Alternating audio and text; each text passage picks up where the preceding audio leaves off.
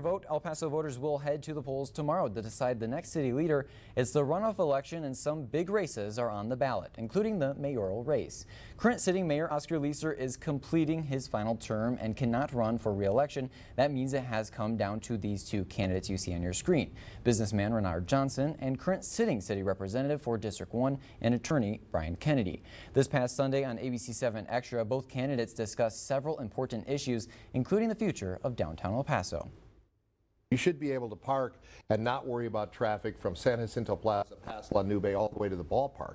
Make it a walkable downtown area and get some mom and pop shops in there and get a grocery store, for heaven's sake. I mean, we need to do the incentives to get those things. That's a big project, but doesn't cost very much. I think your downtown is your front door to your community. It's one that sparks economic development throughout the rest of the community. There's going to be a significant amount of opportunity once I get in office and I reach out to my relationships and say, hey, look, we're open for business in El Paso. Now, back in November, Johnson secured 36% of the vote and Kennedy finished off with 26%. For the full interview, you can head over to kvi.com and click on our ABC7 Extra tab. And now to the runoff for city representatives. Voters in certain city council districts will choose their next representatives. 5 out of the 8 city council seats are up for grabs. Let's begin with District 1, which covers part of West El Paso and the Upper Valley. The runoff is between Alejandra Chavez and Monica Reyes. This seat was vacated by Brian Kennedy, who is running for mayor.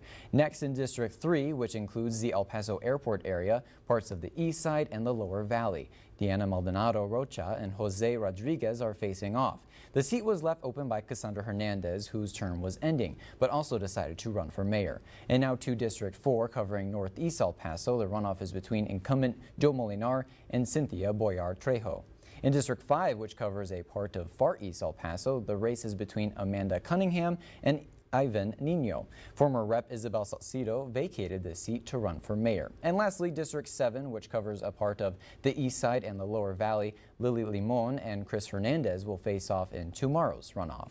And now here are some things that you need to know before heading to vote. There are polling sites all over El Paso. They will all be open from 7 a.m. to 7 p.m. tomorrow, Saturday 14th. Even if you did not vote in the general election, you are still eligible to vote in the runoff if you are a registered voter.